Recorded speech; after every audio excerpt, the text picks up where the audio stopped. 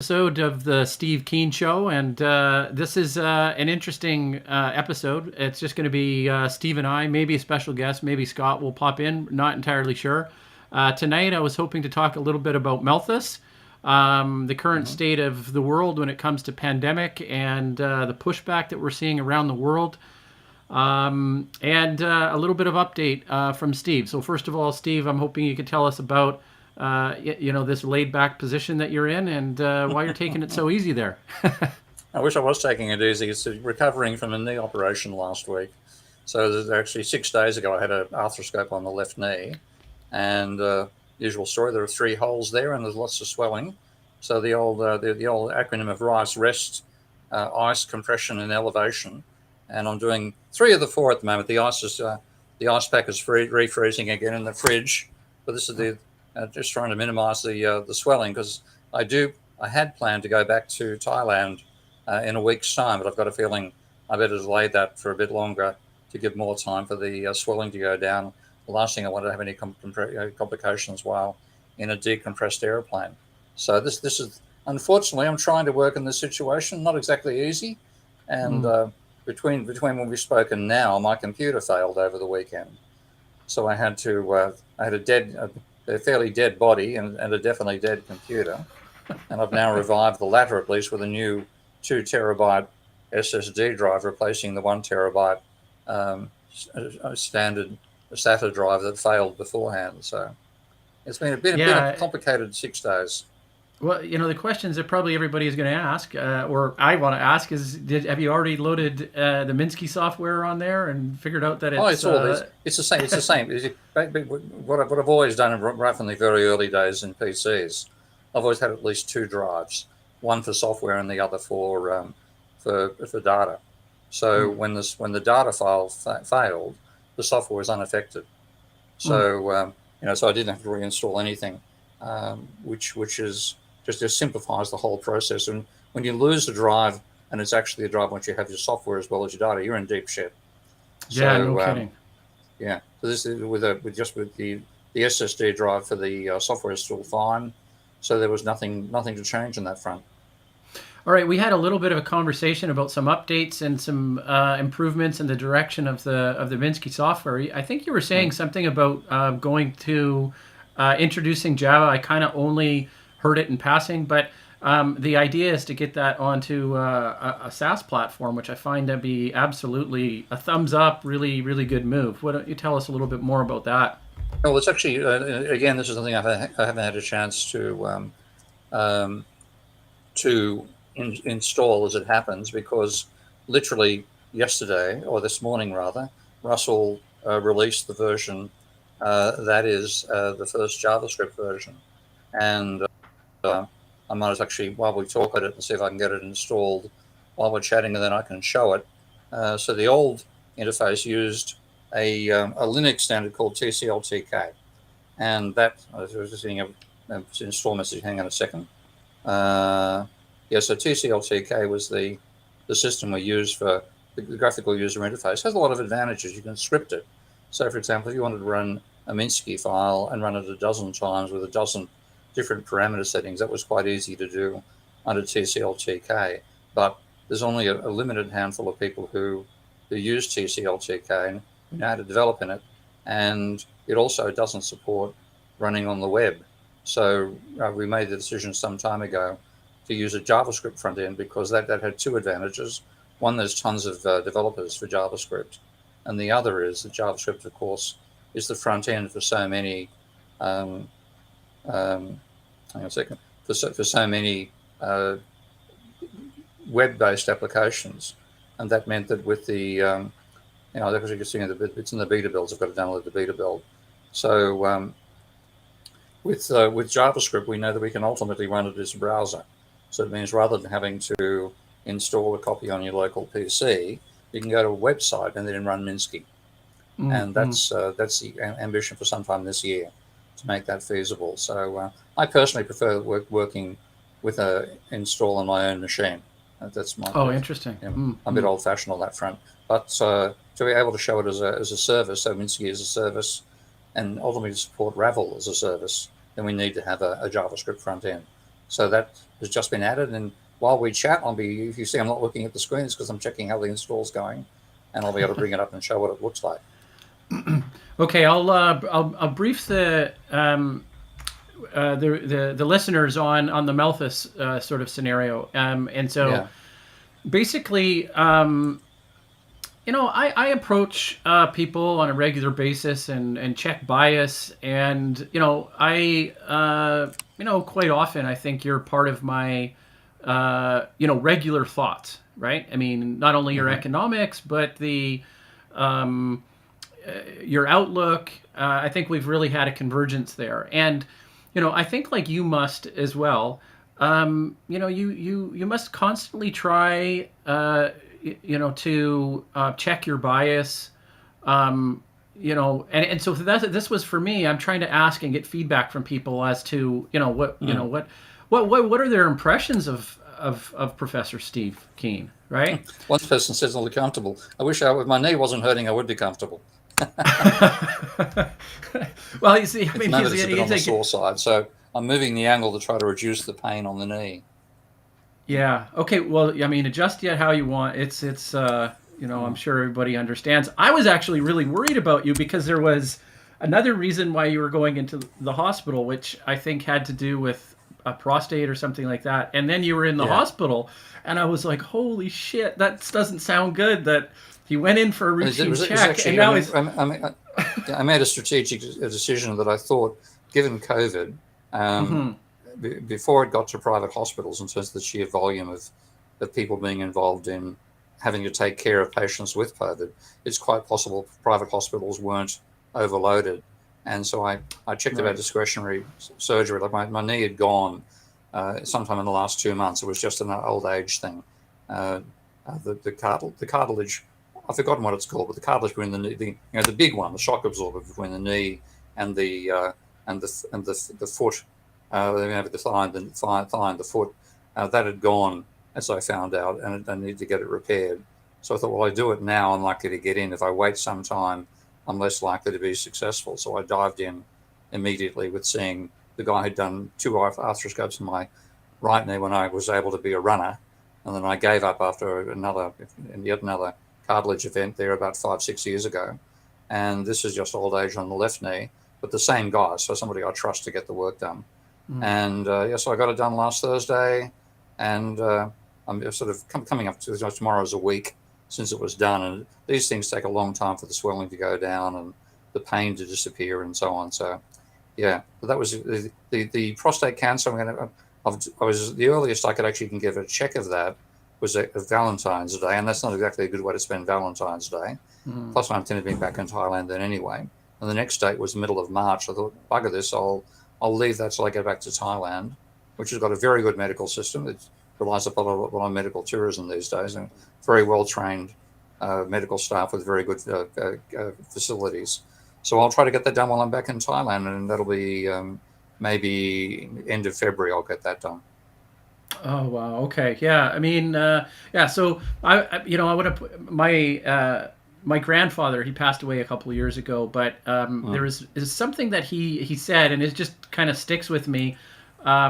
He was in his later years. You're not in your later years, but you're like later years. And we'd say to him, "Grandpa, what's the matter?" Right? And he would just say, "I'm getting old." That's it. Yeah, it was that's it. I mean, but the way he said it was it you could feel it was almost like it's not a disc. It's not it's just it's just the way it is. And it's just the way it is. I mean, you don't realize it when you're a younger person. I think it was Somerset Maugham said that the youth is wasted on the young. It's only when you're old you realize how wise that is, because you take stuff for granted as a young person. Things work. As you get to be an older person, if you're lucky, your mind still functions. I think I'm doing okay on that front. Yeah. But your physical body starts to fall apart, and things which you used to be able to ignore and rely upon fail. So in my case, I was always a runner. My average kilometers in my 20s was between 80 and 120 a week, and and even in my 40s, I was doing every second day I do either a 10 or a 14k run. Or it's around the Thames in London when I was living there. And then in Sydney from where I live to Centennial Park and back, which is about 14K. So I just used to being runner, then bang, there my knees both go. So the right first of all, now the left is gone. I'm told no more running. I might be able to get back to tennis again, which I'm going to give a try to, because I was a bloody good tennis player in my youth. And I can get back to weightlifting, and I can walk. Oh, really? At the moment, Okay. but the thing is, ultimately, you lose all those functions over time, and it's just the inevitability of age and death that every species, every creature on this planet has to experience, and it catches up with you no matter what you do, and you then really begin to envy the young because they don't realize what they're taking for granted.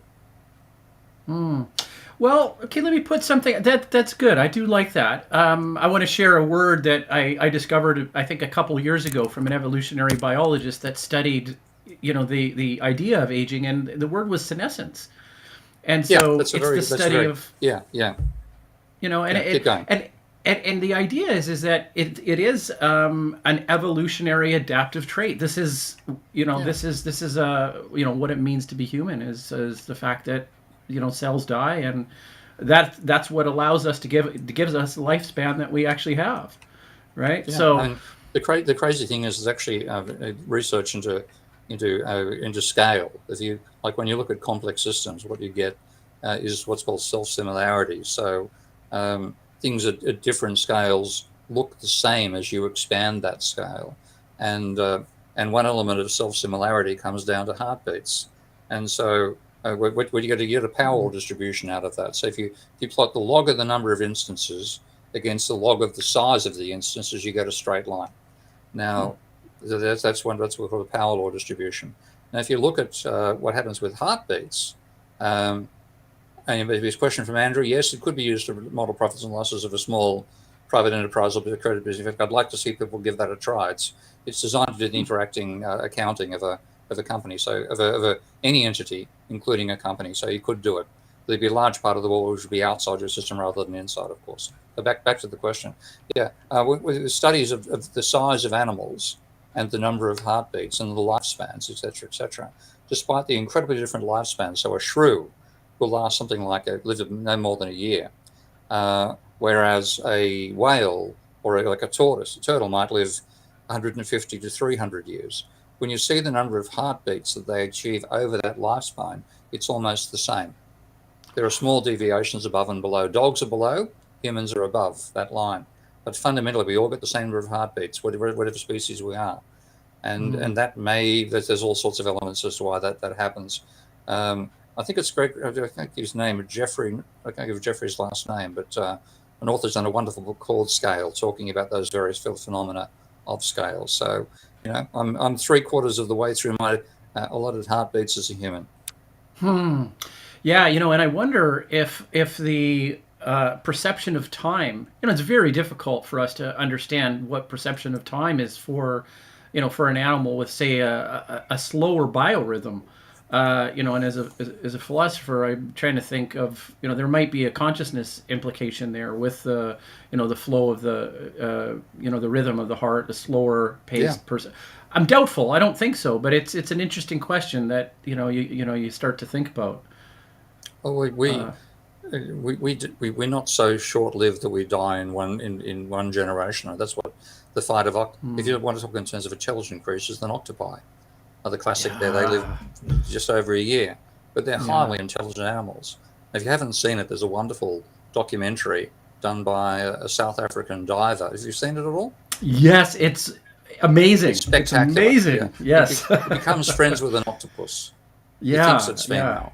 And it really is a bonding between the two species. And it actually reaches out and touches him and lets him go up to the surface of the water and then goes back down again. It's true affection and curiosity between the two species. That itself is remarkable, because we would have diverged in an evolutionary sense possibly 400 million years ago. It's an enormous gap in an evolutionary sense. But the same idea of a sense of empathy and attraction and curiosity between these two radically different, yet also highly intelligent species. And in the octopus's case, they last a year. I know, it's fascinating. And I think that we can go back to E.O. Wilson a little bit and the study of eusocial species, and you would think that our human bonds develop because we're a social species. But that example of the octopus is It doesn't fit. it doesn't fit that, and it almost thinks that it's the limits of a friendship, or this idea of being able to make meaningful bonds in that way is a function of intelligence, which is boom fascinating. And to me, that's very Platonic in terms of abstract reasoning. And I'm like, yes, plug for Plato again. The intelligence is the unifying, and so that's one of the tragedies of our existence, that we're defeating our own intelligence by letting ourselves destroy life on the planet, and source of our economy. So our intelligence isn't good enough. We don't think at the systemic level that lets us realize we're destroying the substrate on which we stand. So we're not intelligent enough.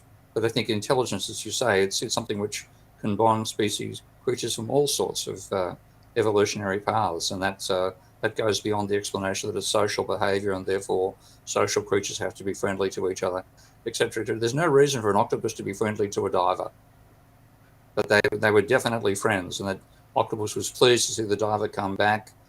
They communicated in very physical ways, very, very. There was a trust between them, with no justification whatsoever of that trust in terms of evolutionary selection, but there it was. Yeah, very beautiful. So this brings me to my point of the Malthusian Trap, and I guess some of the feedback that I'm getting, from some people. And somebody called you a Malthusiast or a Malthusian. I'm happy to have them. That would be Ted fucking Nordhaus. Pardon the adjective. There's a lack of friendship there. Yes. And this is a put down by economists, and it's put down I'm proud to wear, because even though Malthus got a lot of his logic wrong, the fundamental insight he had was that you can't have exponential growth on a finite system. And what he did was he simply compared geometric growth of population to linear growth of food. That was his analogy in his principles. And then he's a short bit of acquaintance with the two series of numbers. Will let anybody see what that means. So what I mentioned, I'm quite serious. I mentioned what Malthus did is start writing down a geometric progression, 1, 2, 4, 8, 16, etc., doubling, and then 1, 2, 3, 4 on the other side. And even if you have a billion on one side and just one starting on the other, the one that's growing exponentially will overwhelm the fixed one. And he simply said a small amount of acquaintance. And so that was his insight.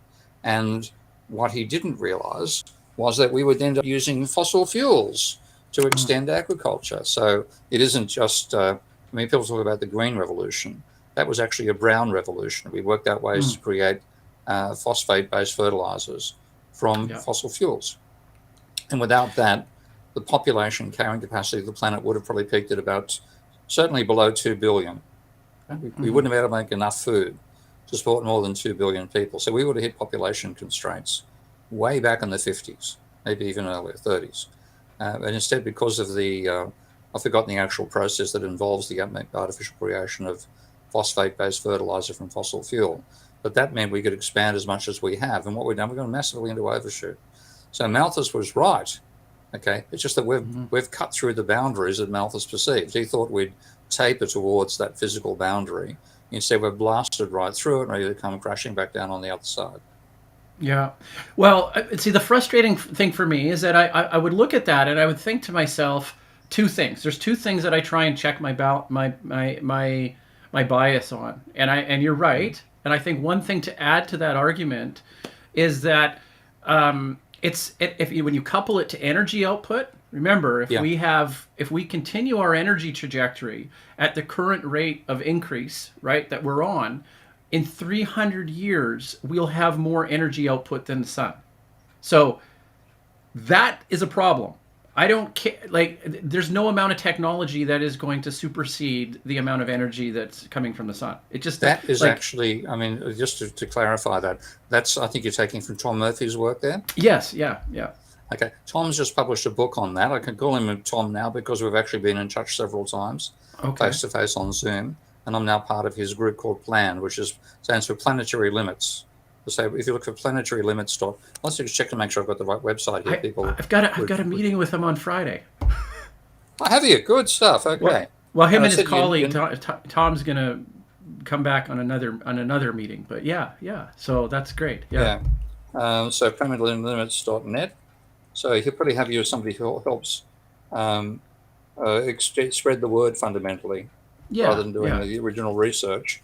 Yeah. Hang on a second. I've typed in a T there. One of the hassles when you're lying further away from your keyboard than you'd like to, courtesy of lying flat on your back as you're typing. So planetarylimits.net it's called, Yeah. and so that's the Planetary Limits Academic Network, hence PLAN as an acronym. And what Tom did is taking the basic laws of thermodynamics, that a black body radiates energy. So when you and I are black bodies, the bed I'm lying on is a black body, the planet's a black body. We're all radiating some form of some frequency of energy. And he said, if you take and I don't know the mathematics here, this is beyond my level of training. It's decades ago, okay, but not now. You have a decay function in the energy, which tells you what amount of energy you actually are radiating given your temperature level. And so the energy is related to the temperature. And so if you know the energy output, you know the temperature as well. Well, putting that all together, Tom said that if we increase our energy consumption at the rate of 2.3% per annum, which is close to what we're doing, and the reason he chose 2.3% was that gives you a factor of 10 increase over a century. So we have one factor of 10 by the end of the 2100s, ditto 22s, 3s, and 4s.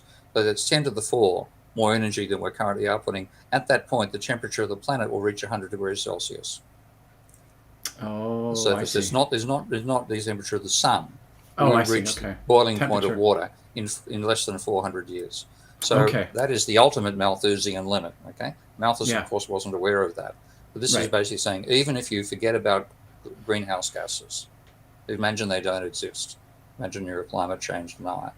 Even if you forget about pollution, okay, Yeah. it's just simply the amount of energy we radiate because of the amount of energy we're using means that ultimately the balance for the planet between incoming and outcoming radiation, plus what we're doing in terms of generating heat ourselves on the surface of the planet, the surface boil water.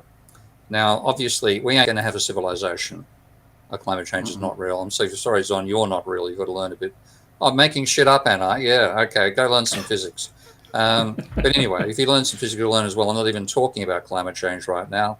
And what I'm talking about is simply radiating energy out of the fact that you are you're made up of electrons and protons and photons and so on. Anyway, so we'd reached 400 boiling temperature of water in 400 years. And I think it's quite longer to reach the temperature of the surface of the planet. That's 10,000 degrees Celsius. For the sun, that's about 10,000 degrees Celsius. That, I think, would take us about 2,000 years. Oh, I see. Memory Okay. from Tom's work. And he's got a book on it, by the way. The book is downloadable for free from the website, from Plan, and also from his own website. So I highly recommend it to give people the physics basis of understanding the real world in which we live, rather than the fantasy world which economists tend to inhabit. Pardon me. But simply that alone, we cannot consume that much energy without making life impossible on the planet. That goes beyond what Malthus was talking about. But the same basic idea applies. Physical bounds intrude on the capacity for limitless growth, whereas economists presume limitless growth can continue occurring, whether they do that by talking about going to a virtual economy rather than a physical. So they imagine most of our interaction is through virtual systems rather than physical systems, or they just don't even consider the physical links at all. We will reach the limits of this planet, and at the very best, in terms of that particular physics law, we're about 300 years from them. Wow. Yeah. And that's not very long. If you really think about it, right? That's really not that far away. Even the 2,500 years, Tom said at some stage that we know what humans were doing 2,500 years ago, beginning of the Grecian Empire. Yeah. Okay. Just going forward that far, and we reach a point where we'd be the same temperature as the sun. 400 years ago, you're talking the formation of the British Empire, fundamentally. Yeah. So in terms of the length of time, less than that is slightly more than the existence of capitalism. Might date capitalism back to the mid 1600s as a sort of dominant social system in London. So that's how little time we have, and we continue acting as if we've got eons ahead of us. Well, we don't. Yeah, the person that brought, I'm not going to name names, but the person that said it was actually has a Marxist background, and he just quite simply said that you're Malthusian through and through. But Yeah, happy to go on. I'm pleased to say that. Yes, so we can tell him he's right. yeah, but correctly. Did you know anything about that Keynes actually spent some time on Malthus as well? Did you know anything about that? Keynes was actually a fan of Malthus compared to Ricardo. Right. Okay. I mean, Keynes was born at an interesting time in the development of economics. He was enough of a visionary to see the flaws in the conventional thinking, but still tried to build on that conventional thought himself. So there were elements where he didn't reach as far as he needed to. So, for example, Schraffer, who was one of his advisors in what's called the Cambridge Circus, Schraffer tried to persuade him that the law of diminishing returns at the micro scale did not exist. And Keynes was just too wedded to that to let go of it. So he used the idea of diminishing marginal returns as part of his thinking, and he extended that to the macro scale as well. And Schraffer said it's wrong at both the micro and the macro level. So there are elements where Keynes was ahead of his time, but wasn't up with the modern times at the same point.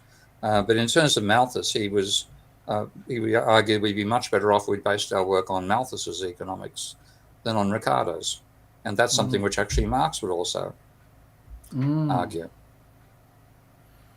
Yeah. Okay. I want to share something with you from the the Phil.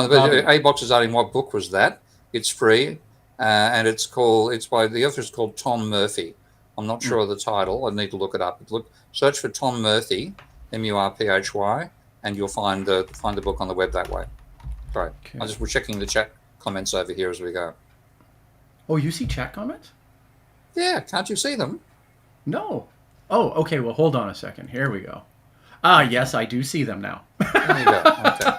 Technology. Good there we go. Okay. And I'll post the link here in a second. Now, I want to share something, a screen here. I did a quick calculation here on my... you were talking about this on the Phil Dobby podcast today. And it was the... and you just were speaking it, so I just kind of jotted it down. Okay. That's the Taylor formula. Yeah. Okay, a Taylor formula. So what I was curious to put in the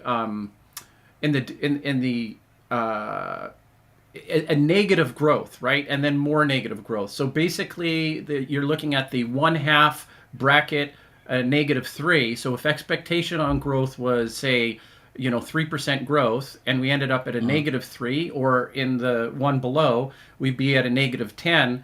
What does it mean when you have a federal fund rate at, and I don't know if quickly the calculations were correct, but 1.5 or negative? What does the Fed do with these types of degrowth, flat growth economic models? Like, does it start to fall apart if we look at degrowth models? Well, I mean, the Taylor model. Taylor's an arch neoclassical, and it was part of the formation of the real business cycle models and so on, and then that became part of the dynamic stochastic general equilibrium models.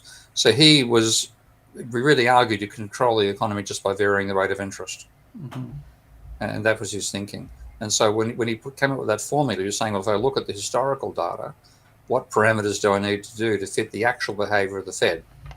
Not what they say they were doing, what they actually ended up doing. And that's the formula he came up with.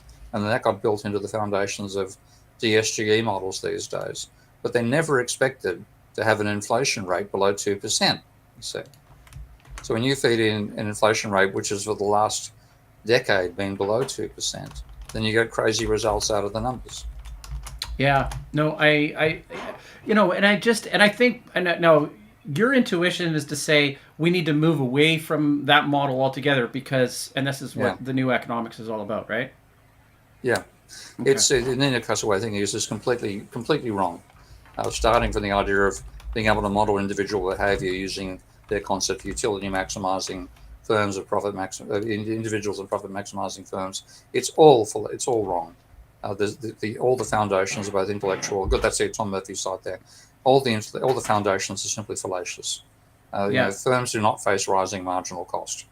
Diminishing marginal productivity does not apply at the micro level. You do not get a rising marginal cost curve in the first place, and therefore, according to neoclassical theory, you can't have a supply curve. When you look on the demand side, first of all, individuals, when you test them, violate the so-called rules of axioms of revealed preference. And then when you take a look at the aggregate, when you aggregate individuals and you don't control for income, you can't get the downward sloping demand curve. So that iconic concept, the two of them, oh God Almighty, Zoran, you're a bore. Government funded. I'm funded by the public, you twerp. Take a look on Patreon. I haven't been paid by government sector for about 8 years. So this is the sort of stuff. I've got to ignore Zorb for now. This is just spewing out Austrian nonsense. Mate, I'm probably the only economist you've ever spoken to is funded by the public, and I'm in person. Okay, so forget it. Oh my. Are you now? Right? Where the hell was I? Anyway, well, he's good about it. He's laughing about it. So, I mean, hey, Is he now? Good. Yeah, I'm laughing at him, so it's going both ways. So the neoclassical vision falls apart from the very outset, and yet it's the mindset that people use to analyze the world in which we live, whether they're doing technical economic models by neoclassicals, or they're even thinking about how they think the real world functions in the case of young student Austrian economists and so on. So it's just none of the foundations work. So I'm saying we have to invert the foundations, start from the macroeconomic level and work down rather than working from the micro up, where the micro is fallacious anyway. So in the new economics, I show you can actually derive macroeconomics directly from macroeconomic definitions. You have to integrate it with energy. When you integrate with energy, you necessarily get waste being generated by production, by the physical and energy waste. So you get an integrated view looking from the top down rather than the neoclassical way of trying to work from the bottom up. Yeah, I love it. There's the one I left the University of Western Sydney 12 years ago. Or was it 11? I've forgotten. Oh, God almighty. Oh, he's just taunting now, right? I mean, I know. Spew. Anyway. That's the nature on it. Hey, well, how did you? This is when you invite the public on a private conversation. This is the sort of fun you get. Anyway, I'm happy to throw some beer dregs at some jabs. Yeah. Right. I'm not averse to a bar fight. What I like about this is that I think there's something to be learned. I mean, there's something you can actually teach people if they actually pay attention, right? And hey, let's pick up a textbook. Let's look at it again. You have the Minsky software available and all the the manual there and walkthroughs. Like what else is a guy to do, Steve? I mean, it's just. What's the next step? How do we convert people's minds? I think. Well, what I was going to say is, what do you think about an interdisciplinary approach rather than an economics only? Right. That's one of the problems. I mean, again, this is a question: can our intellects cope with it? Because one of the reasons that I don't make the mistakes other economists make is I do read what physicists and chemists and biologists and sociologists, anthropologists write. But even so, I get wiped out by the amount of reading I try to do, and therefore the trouble is integrating all these views is a real challenge, which is why we specialize to begin with. But then what you can get out of specialization is each specialization referees its own output, and if the internal foundations of that discipline are decent, then you're still going to get good research being done. But if the internal foundations are like they are in economics, where you get people sharing the mythical view of reality, then what you'll get is reinforcement of that mythical view. And that's why economics has become so bad on its own grounds. And scientists, and I know this from talking with them, they think, I can't comment on what economists do because they don't understand. Zorn, we've been private, we're not throwing you out of the bar yet, but keep on throwing nonsense like that, we will. That's why it's a private conversation. Anyways, just keep on tapping away. I'm going to ignore you for a while. Thanks very much. I'm going to try it. Wait, I'm going to tell you this. I have this little button here, and I'm going to tell him, I'm going to say, I can put you in timeout. It's interesting. There's a drop-down menu that says, put user in timeout on YouTube. So please behave, or Yeah. Professor Keen is going to Yeah. have to put you in the corner. Yeah. You're destroying the conversation and so on. So watch it. Anyway, please ignore any trolls. Yes, good idea, Andrew. With disciplines, because like engineering is a valid discipline, science, physics is, chemistry is, etc., etc. They know what they don't know about other fields, and therefore they have a reticence to go and challenge a different field, such as economics. And I'm saying, look, you guys are all valid. What you do as chemists, physicists, biologists, even anthropologists going to the social sciences is quite, generally speaking, quite valid. You have a right to expect the same standards of the other disciplines, but economics doesn't live up to it. So what you're letting, by not going and checking what they do, they are undermining what you are doing, because you're trying to raise concerns about global warming, about survivability of the planet and so on, and you think your advice is being listened to, but it's being filtered through what economists write, because that's what politicians read. And therefore, it's undermining all the decent research you're doing. So you have to overcome that reticence. And what I would admire about Tom Murphy is Tom's realized the same thing, which is why he's formed Plan. And the idea is to say we have to get acknowledgement of the limits to the life on the planet and human civilization on the planet through as a fundamental level. And any element of our human society which doesn't recognize that has to be, well, terminated. Terminate neoclassical economics. It's dangerous for existence. What you have is something which is well, it's like a cancer, fundamentally. This is something which will destroy life. So you say, if you don't recognize planetary limits, you are contributing to the destruction of life, not its maintenance.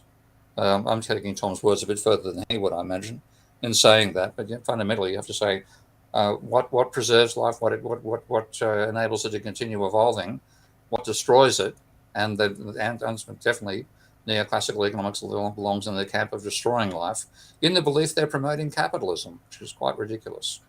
Yeah, yeah. No, I hear you. One of the things that I'm thinking about when it comes to some of these climate change deniers, it might actually be an appropriate time to talk a little bit about COVID and the state of. I view it as a bit of a libertarian pushback. I don't know if you're seeing the same type of thing. But oh yeah, definitely. People are just, they've had enough. And I want to actually give you a scenario here. What if it was much worse? Would we really be wanting to defend our freedoms if the Black Plague, where 75% of Europe was dead, and everybody is doing. So many people are criticizing the government and how they're doing it as an authoritarian government. Everybody wants to take that righteous position of being like against authoritarianism and this type of thing, right? And I shake my head and I go, this was a huge accomplishment, for our species, right? And for our collective governments to be able to come together and offer something so swift. Even actually, congratulations to the big multinational companies that came and pulled all this together. But there's so much hatred and animosity towards government and big business that it's. I'm not necessarily singing their praise, but I mean, come on, guys. Like this, I think we did a lot of things right. And what happens to a balanced form of criticism where you say you've done a lot right, and you've done a few things wrong? But hey, like, do you think about that much about what we've done right? Oh yeah, yeah. I mean, that's been, a lot of it's been done very incompetently. The impact of we had some countries which would, of course, China went absolutely hard lockdown, and went too far, welding people's building shuts. Yes, that was going too far, and I have experienced why China does that, by the way, which I'm happy to discuss at a later stage. But on the other hand, we had herd immunity ideas, when herd immunity is nonsense. We've never achieved herd immunity to a disease without having very effective vaccines against it. The only times we've managed to get the herd immune are things like smallpox and polio, where we've eliminated using a vaccine, and because people would not transmit from one to another, Because the vaccine, it would invade your body. It doesn't stop it invading, but it means your body's defenses knock it off before it does significant damage. Because that was done so well, these viruses only evolve inside a human body. So therefore, with that effect, eventually the disease dies. So we've killed them, but it took vaccines and public health campaigns as well to achieve them. Now, in some ways, as you say, it's quite right. COVID is almost perfectly targeted to undermine everything that we've done in that sense in the past. Nobody wanted to get smallpox. If you see photographs of people with smallpox, either you die of it or you wish you were dead, if you look what you look like after a dose of smallpox. So finding cowpox as a cure for smallpox, everybody wanted cowpox. The measles, we've got rid of measles, except for vaccine deniers in various parts of the world. That's because measles is a pretty devastating disease for children, and it's even worse for adults when it comes back as shingles. The Black Death, I mean, as you said, I think it was something in the order, certainly in 1/4, maybe in 3/4 of the population of Europe died during the Black Plague. So if this thing was as bad as that, yes, everybody's saying, for Christ's sake, lock us down. For Christ's sake, isolation, please, because the alternative is this disease gets transmitted everywhere. This is deadly enough to do damage, but not deadly enough to make people fear it when they get the inconveniences that have come out of lockdowns, and particularly how badly the lockdowns have been run. So the person I most feel for is actually Yanir Baryam, who's the guy who led the eradication of Ebola in 2014 in Africa. And he argued if we did a really well-organised 6-week lockdown, we could have eliminated the virus from the surface of the planet. That's all it would have taken. Instead, not only we have this damn thing going on for years now, he even lost his mother to COVID. So, he had the personal and intellectual tragedy of seeing how badly we've handled it, leading to the state of breakdown that we have now. And, people are sick of lockdowns, and I completely understand why. What they're sick of is badly run lockdowns that continue coming back and back again, whereas the idea from Yanir was in 6 weeks it will all be over. Hokey pokey is what I call it. 1 foot in, 1 foot out. We can't, we're scared to commit, and, we don't have those protocols in place. But yet, prior to the pandemic, we had these organizations, the planning was there, we had the CDC, we had the protocols. I do think that there's an aspect of the protocols that really should take into consideration the human nature and response based on the level of severity, right? So I don't know if the scientists are using that in their models, but if you were to, look at the variation between countries, using the United States as the most individualistic society versus all the way on the scale, I think Japan did exceedingly well. Australia did well in terms of the number of. I know it had its issues, but it one thing I keep coming back to is that the death count, the per capita death count. So there seems to be so much defense on or outrage about lockdowns and oppression and a slippery slope to like a new reality of like an Orwellian sort of reality. And I think, what dystopia are we living in here? Right? Like it seems so weird. Let me go back. I threw a lot at you there, right? I don't know if you know what to, which one to swing at. So the Orwellian idea that it's almost like a perverse hero, George Orwell. He emerged in his time as that hero, right? But where participating in the Spanish War. He was a real hero, right? But yeah, he literally put his life on the line in various times for his beliefs. Yeah, but now it seems like you have every academic, well, not every academic, but you have a lot of academics, and I'm trying to find the articulated response against the totalitarian regime or authoritarian lockdowns, and I think. We don't live in that society. What are you talking about? Are we blinded by the fact that we live in the most prosperous, progressively, prosperous society, and yet we think we're just one slippery slope away from completely descending into an Orwellian nightmare? Like, It Yeah, just seems yeah. so far-fetched. Yeah, I think our fantasies have got in the way. When I got a question there about Mises Hag's Buchanan ship, and if you get Buchanan, he's a waste of space.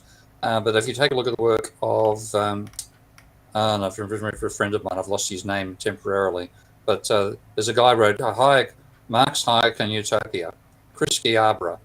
Search for Chris Schiabra's work. You'll find a lot of worthwhile insights there from on a Hayekian view, actually combined with a Marxian view, because Hayek and Marx are much closer philosophically than you might realise. So Chris Schiabra, Sciabara. Take a look for his work. I don't know if Chris is still alive. We've been out of touch for ages, and he had an autoimmune disease, but he's well and truly worth looking up his work. Yeah, I think it is crazy, because we do think we live in a, the views of this being totalitarian behaviour, and we have in Australia people call themselves sovereign citizens, and saying you can't tell a sovereign citizen to wear a mask inside a bar. Answer is, I'm sorry, it's my bar. You want to walk in here? Put a bloody mask on. And so the idea that their freedom is being impinged upon at the trivial level of wearing a mask, rather than the substantive measure of being put into a concentration camp. I mean, the capacity of people to identify one with the other. Just can you get a grip? Yeah. That's what I'm saying. I can't agree more. I think, there's got to be, some way to differentiate that, right? Oh, okay, here we put thank you, Ryan. Chris Matthew Scarborough, yeah, that's his name, yeah. If you get in touch, just say hello from me. And nice little dog picture there. I like dogs. Okay, so we're getting into the last 10 minutes of the show, and I wanted to just. Oh, Zoom, you don't have concentration camps in Australia, you twitch. We had them for refugees. We put them in Nauru and treat them appallingly badly. So grow up, mate. You've thrown so much nonsense at me. I would be throwing you out of the bar if you were trying to interrupt my conversations right now. Back to you, Dan. He's going in. Put him in. He's going in. Who cares? Yep. He's going in a time. Okay, so Zorn 101 was blocked for 5 minutes. You can come back to the conversation. Well, good one. That'll improve the conversation now in. Yeah. Oh, he did say something that actually caught my attention, and this was something related to you don't know what it's like to not have money, basically. Something like that. That's I just true. got it. No, that's right? True. Yeah. Yeah. And so, people making the decisions have never experienced poverty. Yes.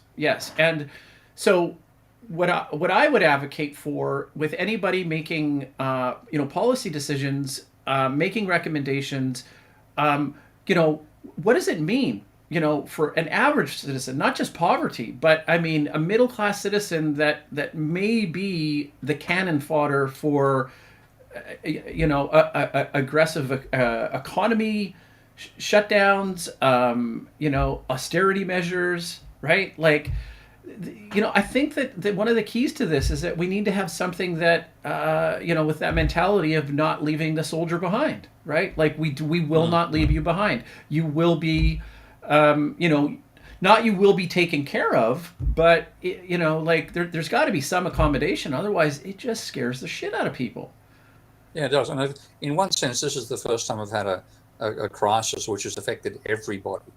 Because normally, if you talk about a crisis, it's a crisis in Iraq, which affects if you're an Iraqi citizen or if you're a military person, and so on. We've had political disputes in different countries. This is, I think, the first crisis we've experienced where everybody on the planet is affected by it. And therefore, you have to take account of everybody's situation. And if you don't do that, then you end up in the sort of travesties we've seen where people, even though I think lockdown would have worked if it was done properly, by doing it badly, people have been very badly affected and their lives have been ruined by the response to COVID. When they look at it and say, well, what's been worse for me, the response to COVID or COVID, they can say the response has been worse. And they're right in their individual situation. So unless we have the awareness of that, we end up provoking reactions that mean that the controls we're trying to put into place no longer work. And that's where we've arrived at right now, I think.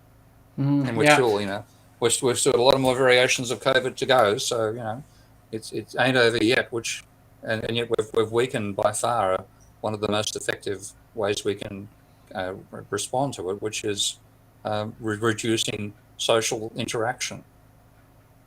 Why don't you, as a way to close out the show, why don't you give me and the viewers your thoughts about Russia and the tensions that are happening over on that Ukraine border?